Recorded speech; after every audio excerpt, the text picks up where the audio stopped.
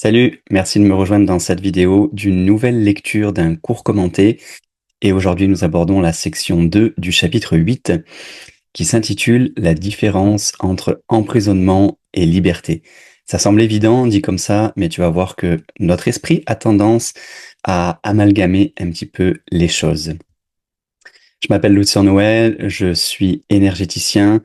J'accompagne dans l'énergie du cœur à réactiver la puissance de l'amour au sein de cette porte magnifique et majestueuse qu'est le cœur, afin de stimuler en ce qui se présente à moi, que ce soit en individuel ou en groupe, de réactiver la puissance de l'énergie d'amour que nous portons tous, que nous sommes tous. Voilà. Et puis, je suis aussi analyste en design humain, qui est un outil de connaissance de soi.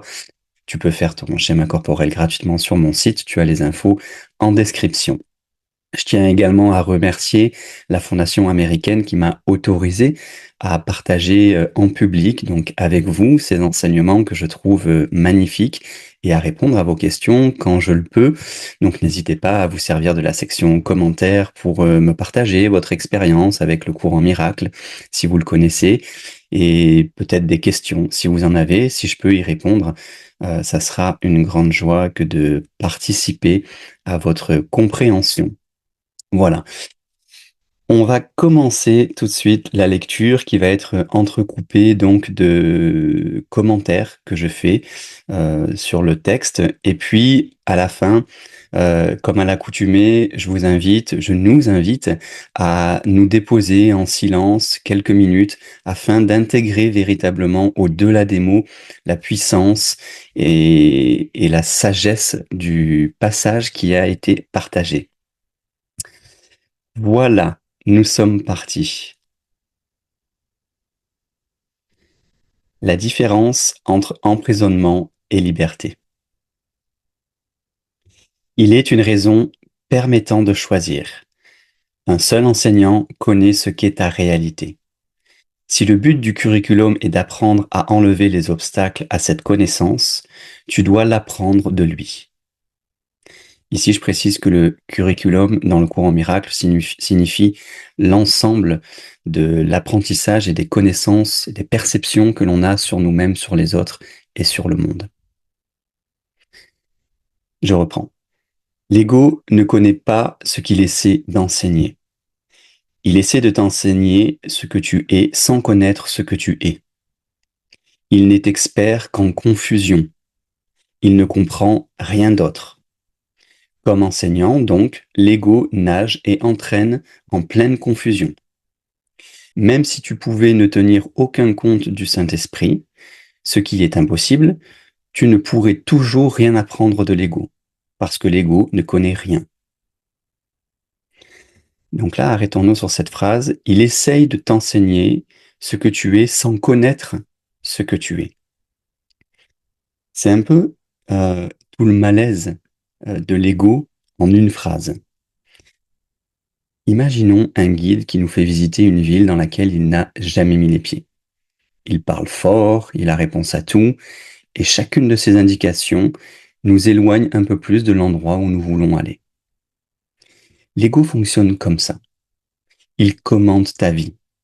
Il te dit qui tu es, ce que tu vaux, ce que tu devrais craindre, et il ne connaît rien de ta réalité. Le cours, ici, nous demande de ne pas combattre, juste de remarquer qu'il ne sait pas de quoi il parle.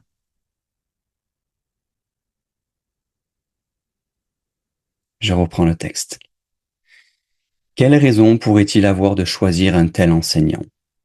N'est-il pas de bon sens de ne tenir aucun compte de tout ce qu'il enseigne? Est-ce vers cet enseignement qu'un fils de Dieu devrait se tourner pour se trouver lui-même? L'ego ne t'a jamais donné de réponse sensée sur quoi que ce soit.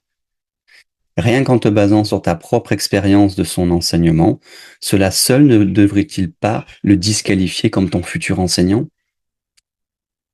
Or, l'ego n'a pas que nui en cela à ton apprentissage. Apprendre est une joie quand cela te mène dans ta voie naturelle, tout en facilitant le développement de ce que tu as. Quand au contraire, ce qui t'est enseigné va à l'encontre de ta nature, tu perds par ton apprentissage parce que ton apprentissage t'emprisonne. Ta volonté est dans ta nature. Par conséquent, elle ne peut pas aller à son encontre. Arrêtons-nous sur cette phrase, ton apprentissage t'emprisonne. C'est là où ça peut sembler un petit peu étrange à comprendre, paradoxal. Il faut bien saisir là où on se place. Quel est l'enseignement du cours qui est radical? Il n'y a que la paix et que l'amour. Le reste est une illusion dont l'ego est le maître finalement. Puisque tout ce que l'on expérimente, ce corps et ce monde, sont l'expression d'une pensée d'un esprit déviant, d'une pensée déviante d'un esprit plutôt. Donc, tout ce que il nous semble pouvoir être appris dans ce monde n'a en réalité pas de sens. Donc, on a l'impression qu'apprendre nous libère, or, apprendre nous emprisonne, puisque l'ego, comme il est dit dans le premier passage, ne connaît rien de la réalité du Saint-Esprit. Il ne peut pas la connaître, parce que son but, c'est d'être séparé, c'est d'avoir initié la séparation et de coûte que coûte l'entretenir. Donc il n'a aucune raison de vouloir connaître Dieu et le Saint-Esprit. Puisqu'à partir du moment où, dans l'hypothèse, il pourrait y accéder, il se dissolverait instantanément. Et c'est en ce sens où il est dit, ton apprentissage t'emprisonne. C'est dans ce positionnement-là. Donc justement, on croit souvent que tout apprentissage nous fait grandir. Et ici, justement, le cours apporte une nuance vraiment précieuse. Apprendre, c'est une joie quand cela suit ta voie naturelle. Et cela devient une prison quand on t'enseigne le contraire de ce que tu es. Pense à tout ce qu'on t'a appris sur toi, que tu n'es pas assez, qu'il faut te méfier, que l'amour se mérite. Ces leçons-là ne t'ont pas fait grandir. Elles ont rétréci l'espace dans lequel tu respires. Ta volonté, elle, vit dans ta nature. Elle ne peut pas aller contre toi. Donc c'est, encore une fois, hein, c'est le but du cours, c'est un repositionnement, un regard différent sur la nature de l'esprit. C'est réapprendre, réenseigner l'esprit à penser de manière saine. Je reprends le texte. L'ego ne peut rien t'enseigner aussi longtemps que ta volonté est libre, parce que tu ne l'écouteras pas. Ce n'est pas ta volonté d'être emprisonné, parce que ta volonté est libre. Voilà pourquoi l'ego est le déni de ta libre volonté. Ce n'est jamais Dieu qui te contraint, parce qu'il partage sa volonté avec toi. Sa voix n'enseigne qu'en accord avec sa volonté, mais cela n'est pas la leçon du Saint-Esprit, parce que c'est ce que tu es. La leçon est que ta volonté et celle de Dieu ne peuvent pas être en désaccord, parce qu'elles ne font qu'un. Cela défait tout ce que l'ego essaye d'enseigner. Et n'est donc pas seulement la direction du curriculum qui doit être libre de tout conflit, mais aussi son contenu. L'ego essaie de t'enseigner que tu veux t'opposer à la volonté de Dieu. Cette leçon contre nature ne peut pas être apprise, et tenter de l'apprendre est une violation de ta propre liberté, ce qui fait que tu as peur de ta volonté parce qu'elle est libre. Le Saint-Esprit s'oppose à tout emprisonnement de la volonté d'un Fils de Dieu, connaissant que la volonté du Fils est celle du Père. Le Saint-Esprit te mène sans cesse sur le chemin de la liberté, t'enseignant comment ne tenir aucun compte ou regarder au-delà de tout ce qui pourrait te retenir. Arrêtons-nous sur cette phrase. Tu as peur de ta volonté parce qu'elle est libre. On est ici dans le début du renversement de ce passage, et c'est probablement assez déroutant. On imagine souvent que notre peur vient du dehors, vient des autres, vient de la vie. Et là, on nous dit que ce qui nous effraie le plus, c'est notre propre liberté. L'ego est précisément le refus de cette liberté. La petite voix qui préfère la cage connue au grand large. Le Saint-Esprit, lui, ne te pousse pas. Il t'apprend simplement à regarder au-delà des barreaux que tu prenais pour des murs. Reprenons le texte. Nous avons dit que le Saint-Esprit t'enseigne la différence entre la douleur et la joie. Cela revient à dire qu'il t'enseigne la différence entre l'emprisonnement et la liberté. Tu ne peux pas faire cette distinction sans lui parce que tu t'es enseigné que l'emprisonnement est liberté. Croyant qu'ils sont les mêmes, comment peux-tu les distinguer?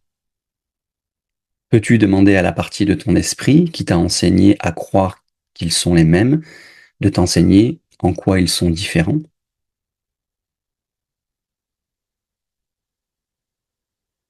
Arrêtons-nous sur cette phrase. Tu t'es enseigné que l'emprisonnement est liberté. Là, on est sur la même dynamique que précédemment, mais c'est ici que tout bascule. Si nous confondons si souvent l'enfermement et la liberté, ce n'est pas par bêtise. C'est que nous nous sommes formés nous-mêmes à cette confusion. Et on ne peut pas demander à la partie de nous-mêmes qui a brouillé les cartes de nous réapprendre à lire. Tout le passage tient dans cette prise de conscience. Pour distinguer enfin la prison de la liberté, il faut un autre enseignant que celui qui nous a appris à les mélanger. Je reprends le texte. L'enseignement du Saint-Esprit prend une seule direction et a un seul but. Sa direction est la liberté et son but est Dieu. Or, il ne peut concevoir Dieu sans toi, parce que ce n'est pas la volonté de Dieu d'être sans toi. Quand tu auras appris que ta volonté est celle de Dieu, tu ne pourras pas plus vouloir d'être sans lui qu'il ne pourra vouloir être sans toi. Cela est la liberté et cela est la joie. Nie-toi cela et tu nies à Dieu son royaume, parce qu'il t'a créé pour cela. Quand j'ai dit, et donc là c'est Jésus qui s'exprime dans le texte, à toi appartient la puissance et la gloire, parce qu'à lui appartient le royaume. Voici ce que je voulais dire. La volonté de Dieu est sans limite, et en elle réside toute puissance et toute gloire. Sa force, son amour et sa paix sont sans limite. Elle n'a pas de frontières parce que son extension est illimitée, et elle englobe toute chose parce qu'elle a créé toute chose. Tu es la volonté de Dieu parce que c'est ainsi que tu fus créé. Parce que ton Créateur ne crée que pareil à lui-même, tu es pareil à lui. Tu fais partie de lui, qui est toute puissance et toute gloire. Par conséquent, tu es aussi illimité que lui. Arrêtons-nous sur cette phrase. Tu es la volonté de Dieu parce que c'est ainsi que tu fus créé. Donc, après nous avoir montré la prison, le cours ouvre grand la porte en nous disant ta volonté et celle de Dieu ne sont pas deux forces qui s'affrontent, elles ne font qu'un. Tu n'es donc pas un fragment qui cherche à rejoindre le tout, tu es déjà une part de cette puissance et de cette gloire sans limite. La liberté dont parle le cours ici, ce n'est donc pas quelque chose à conquérir, c'est ce que tu es quand tu cesses d'écouter celui qui te répétait le contraire. Et cette liberté porte un autre nom, la joie.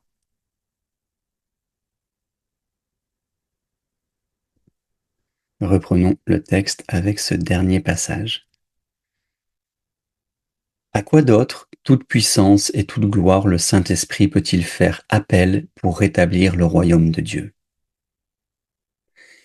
Il ne fait appel donc qu'à ce que le royaume est, et pour sa propre reconnaissance de ce qu'il est. Quand tu reconnais cela, tu apportes automatiquement cette reconnaissance à tous, parce que tu les as tous reconnus. Par ta reconnaissance, tu éveilles la leur, et par la leur, la tienne est étendue. L'éveil court aisément et joyeusement par tout le royaume, en réponse à l'appel pour Dieu. C'est la réponse naturelle de chaque fils de Dieu à la voix pour son Créateur, parce que c'est la voix pour ses créations et pour sa propre extension. Il est très beau, ce passage, je trouve.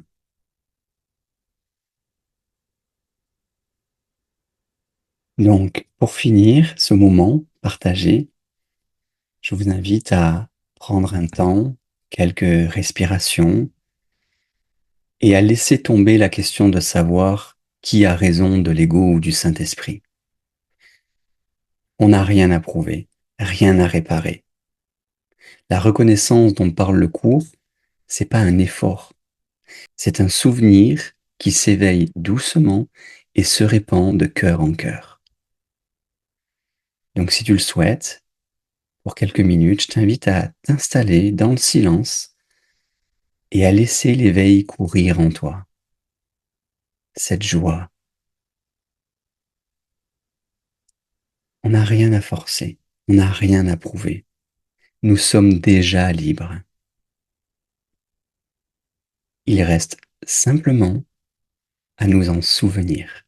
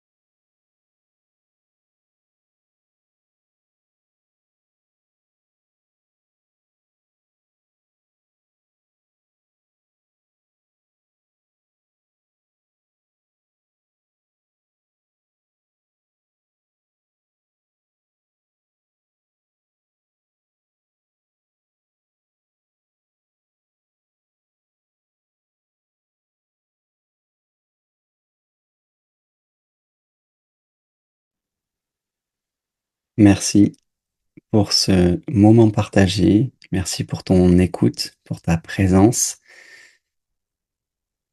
C'est un doux moment, c'est toujours tellement agréable. Cet enseignement me fait tellement vibrer, parce qu'il est aussi puissant que radical, et il ne tergiverse pas avec ce qui est juste, avec ce qui est réel, avec ce qui est puissant en nous. Et c'est ce en quoi je l'apprécie vraiment particulièrement. Si tu as des questions sur ce passage ou sur d'autres passages du courant miracle, c'est avec plaisir que tu peux les poser dans les commentaires et si je peux, je t'y réponds. Sur ce, je te souhaite de passer une excellente semaine. Si tu souhaites continuer la découverte ou revoir certaines vidéos, tu peux le faire avec le lien de la playlist qui est dans la description. Je te souhaite de passer une excellente semaine. À dimanche prochain.